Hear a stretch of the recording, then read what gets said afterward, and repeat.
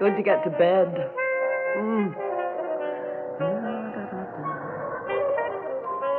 Laird?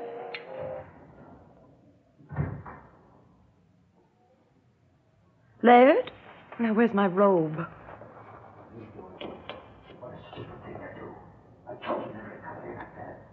Laird? Oh, what in the world? Laird! Laird! Oh, dear God, he's been shot. Double cross. Oh, don't try to talk. In the car. Diamonds. It... Diamonds? Don't let him get away with it. Promise me. Promise me. Yes, yes. A double cross. Laird! Laird!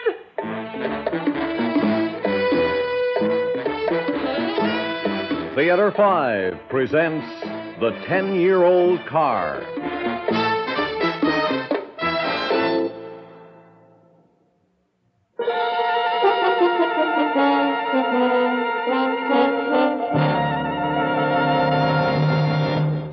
There. The water will be boiling in a few minutes. Instant okay? Oh, sure. Sweet of you to come over on your day off like this. You're the only one who does, you know. Well, they want to, Lucy. It's just that, well, they're scared in a way. Scared? We act so suspicious of everyone and vindictive-like. Like you'd kill Laird's murderer yourself if you could. I would. But you can't take the law into your own hands. I will if I get the chance. And I might get it. My plan works. Lucy, it's been 6 months. Listen, Laird wouldn't have wanted you to act like this. You're suspicious of everyone, keeping yourself locked up in the house. I'm not locked up. May as well be. You never leave the yard. I have my reasons. Well, Laird wouldn't have wanted you to... I know. Laird, the life of the party. Always ready to have a round with the boys. And that's for the girls. Now, Lucy... I know how people gossiped. His being a salesman out on the road. And with his looks. But he always came home to me, Em. He loved me. Of course he loved you. But you can't make a shrine out of this house and the car. I'm putting the car up for sale. You what? In fact, when you rang the bell, I thought it was Tony DeLuca. He's coming over to look at it. Well, I'm glad. I was afraid you were going to start lighting candles around it or something. I guess you don't understand any more than anyone else. Oh, how could you? You're so pretty and... I mean, the kind men like. And, well, I had friends, too, but Laird was the first. The only one for me. Oh, there's Tony. Tony, come through here. If you got the key to the garage, Mrs. Pauling, This way. Okay, I just thought, I've kept the garage door locked ever since it happened. Oh. The only way we can get in is through this door here in the kitchen. I'll get the key. Wow. Hello, Em. Hi, yourself, Tony. Hey, you look great in that dress. I like yellow. Thanks. Here we are. There. Man, it's pitch dark in here. I boarded up the window. In just a sec, I'll get the lights. There. I hope you weren't afraid of somebody stealing something, Miss Pauling. Stealing something? Like what, Tony? Oh, hubcaps, kid stuff. No. Huh? Hey, when was the last time you drove this thing? I haven't. You mean it's been sitting here ever since... That's right. I'm sure Lucy had her reasons. How much do you think I could get for it? I don't know. Let's see. 10 years old, right? Uh-huh. Well, once this dust gets off it, paint's in good condition. Laird took pride in this car. Yeah, I know. Old, but it still looked mighty sharp. You gotta run a car once in a while. Oh, Em, will you get the stove? The water's boiling for the coffee. Sure. Hey, you want a cup, Tony? Don't have time. Thanks, Em. I didn't know you and she were such good friends. We weren't until the last few months. She's been awfully kind and helpful to me, too. Yeah, she's got a good heart. Yeah, I mean, you don't expect a dish like that to... The car, Tony. Hmm? What do you think I can get for it? Oh, well, I can tell better after I get it to the shop. It's not going to the shop. I'm selling it here, right from this garage. But Mrs. Pauling... I have a very good reason. Oh. Well, let's see. I'd guess right off if you got $80, it'd be pretty good. 80? What about, say, 100 and a quarter? Oh, gee, not a chance. Is there anything about this car that might make somebody want to pay more than 80? Well, like what? Well, anything a collector might want, for instance. If you mean because of what happened No, here... no. I mean just anything at all. Well, it ain't old enough to be an antique. For a kid, it'd be a rod, you know. To a junk man, a radio, heater, tires. No, Mrs. Poling, nobody's going to pay you any more than 80. Well, 100 maybe, if he didn't know better, you know. I see. All right. If you get anyone asking for this kind of car, send him over. I'll sell it for $500. 500? I just told you, look, this isn't a limousine, you know. Everything all settled? Yes, it's just fine. I told her it's worth 80, you know. Well, 100 tops. Hey, I'll pay $100 for it. My kid brother's been begging me Well, she for wants 500. Oh, Lucy, you can't get that much. That's the price. What do I owe you, Tony, for your time? Oh, listen, if I can't do that much for you. Oh, thanks, loads. I'll get the lights. Good to see you again, Mrs. Pauling. I'll see you around, Em. Soon, I hope. Yeah, I'll drop by the shop one of these days. Yeah, you do that. Thanks again, Tony. Bye. So long. You'll get in trouble teasing like that. Laird said he was a real hothead. Don't worry about me. Here's your coffee. Now tell me what this is all about. $500. Nobody's going to pay you that. Somebody will. Hope you're right. I guess you could use it. Laird didn't leave much. And the typing I do here for Mr. Billings pays the rent. Well, that's not important. Em, you say people are interested in me. In what way? Oh, well, you know, a man being killed in his own garage, and everyone's bound to be curious. Is anyone especially interested? Well, if they would be, do you suppose they'd act like it? Why, you'd be on them in a minute, and so would the police. The police? They haven't come up with anything. Well, there wasn't much to go on. You said he didn't say anything before he died. Are you sure? Of course I'm sure. Why? Well, you see, no wonder. Even the police are afraid to tell you anything. Do you know something?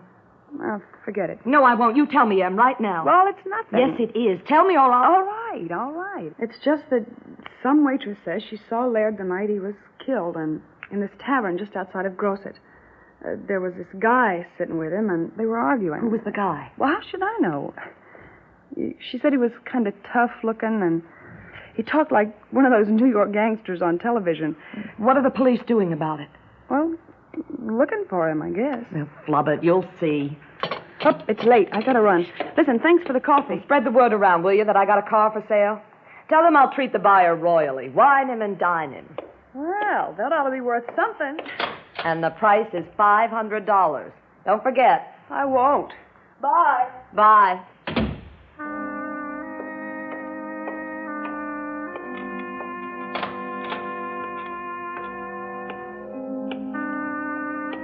Six months already. Oh, Laird, darling. I feel so close to you here where it happened. As if a part of you still lingered, waiting for me to do something. Who double-crossed you? Why? Can't you give me a sign? The scarf. Here it is, Laird. It wasn't yours. Somebody left it in the car that night. Who was it, Laird? And the diamonds.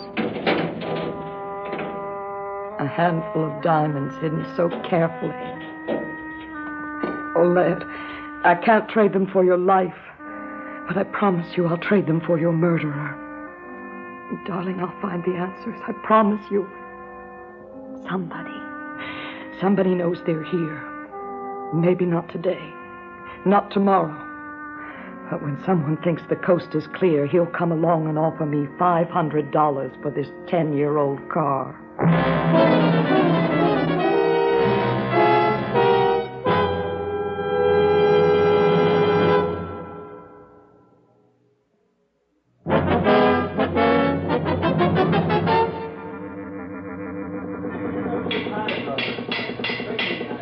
Mrs. Pauling? This is me, Tony DeLuca. Yeah. Hey, listen, I got a buyer for your car. What? Hey, you guys, you want to hold it a minute? Can't you see I'm on the phone here? Yeah, now, just hold it a minute, Mr. Pauling. Yeah, don't get so excited. Yeah, well, he'd like to look at it. But there's only one thing. The most this old man will go for is 100. But if you want my advice, Mrs. Pauling? Are you still there? Hung up. That's funny. Oh, hi there, Em. Hi. Fill it up, please, Tony.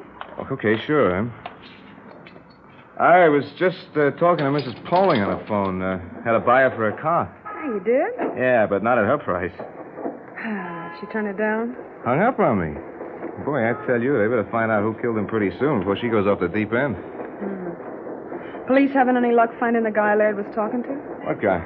You know, the gangster type. The one he was quarreling with in the tavern in Grosset the night he got killed. Oh, that. Well, not that I know of. Yeah, I'll get the windshield. Thanks. Always said you were a doll. It's my pleasure, Em. I like working on a swell car like this.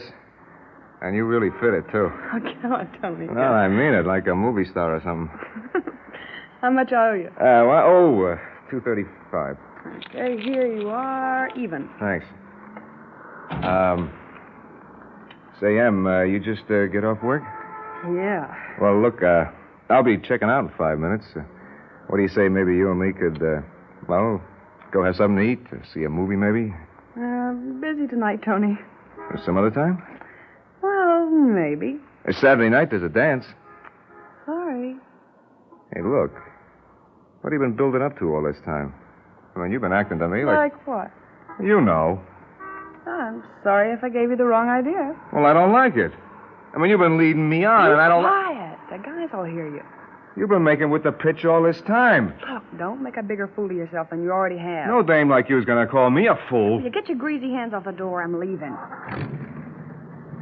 You think you're something, don't you? Driving around in a yellow convertible, that scarf trailing behind you? You don't kid me none. It was a laugh at Mrs. Poling's that day. You're such a good friend, she says, trying to be so helpful. You were seeing Laird plenty before he died, and everyone but his wife knows it. You know, the trouble with this town, there's too many nosy gossips like you. You don't like the town? Well, then leave. Make the married women happy. You can spread it around. I'm leaving for New York just as fast as I can. New York, sure, where the big spenders are. Like Laird, huh? Laird always had it to spend, didn't he? Go on, Tony. Close the door unless you want your arm ripped off. His wife can't even afford to keep the old car. Well, I know why you're buddy-buddy with Mrs. Poling. You got a guilty conscience. You didn't get a car like this selling lipsticks at Hamilton's. If you don't close that door, I'll... You got all the things Mrs. Poling ought to have got from Laird, and I ought to tell her. She wouldn't believe. Yeah?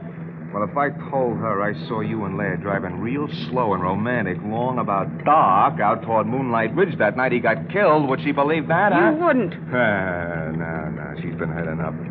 But it's a laugh seeing you trying to make it up to her now, because it's too late for that. Let me go. Don't worry, I will.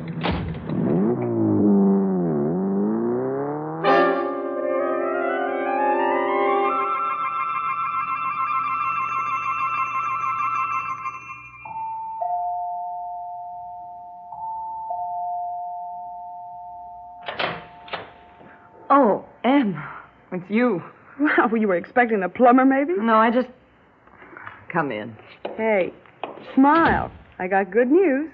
You wanted a buyer for the car? You got one. Who? Me. You? Well, yeah. Well, don't look so shocked. Here, in my purse, I got a check made out. $500? That's right. Why? Well, I want to buy it. Well, gee, I thought you'd be tickled silly. But you? Well, it's for my kid brother. You know, Bud remembers Laird tearing around in it, or maybe it's because it's red and that jazzy upholstery. Flashy. Well, he likes that. Hey, remember? You were going to wine and dine the buyer. I could at least use some coffee. Oh, yes. Coffee. Now you can relax. Forget about it. Cancel the ad in the paper. You've been following the ad? Oh, Why? no reason. Here's a check. I hope it starts a whole new life for you. Me too. Here, I'll get a cup. Oh, no. Sit down. It'll be ready in a minute. Oh, boy. Will Bud be surprised? He'll paint it up. You know, those stripes and... Hey, what you looking like that for? I have something to show you.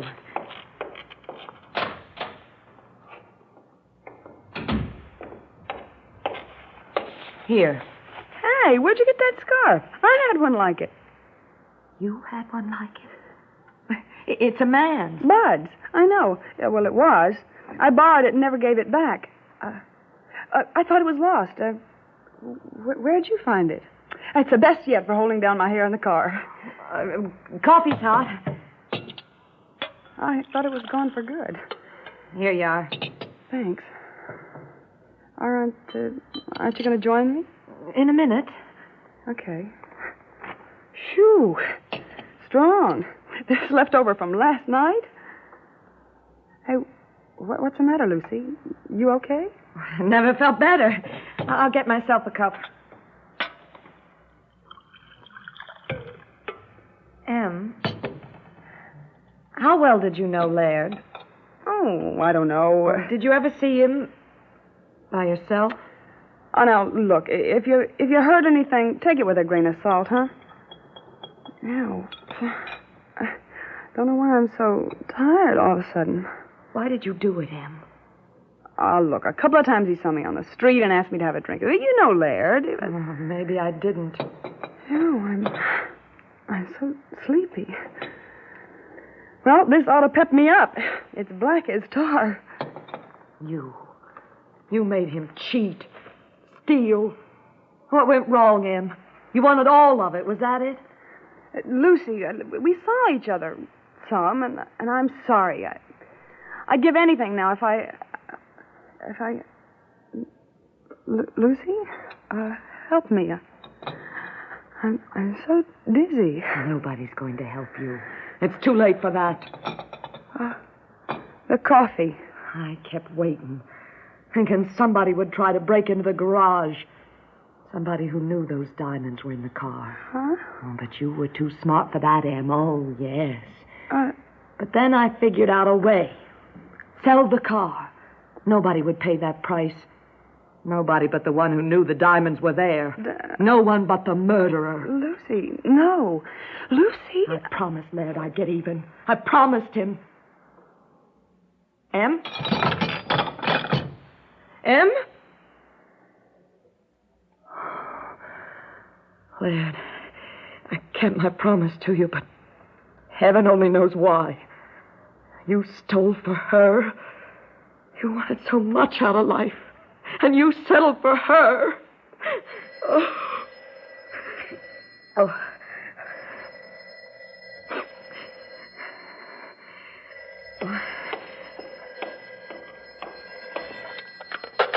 Yes? Mrs. Poling? Yes. I see in the paper you got a car for sale. What? Yeah, it's just what I've been looking for. Of course, your price is a little steep. Not that I object paying it. You see, I collect different car models. You don't see many of them kind around anymore. No. I'm right down here at DeLuca's. He says I'm wacky, but if you're going to be home, I'll be right over, and he can tow it to where I'm staying. Oh, what have I done, Em? Oh, I got the cash, Mrs. Poling. Pretty good salesman, I'd say you were. $500 for a 10-year-old car. Oh, God. What have I done?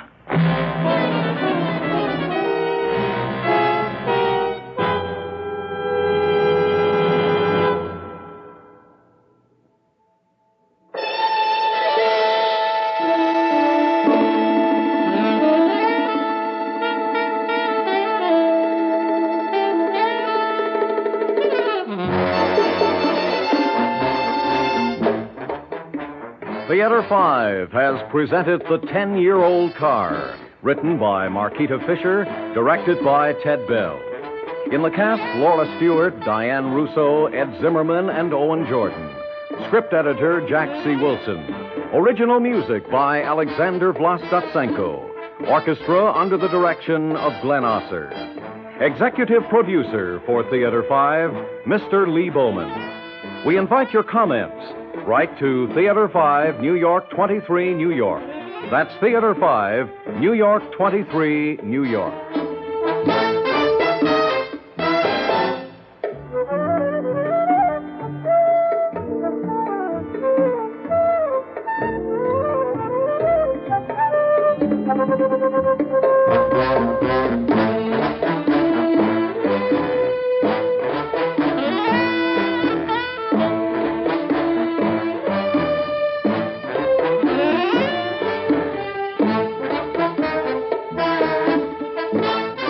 This is Fred Foy speaking. This has been an ABC Radio Network production.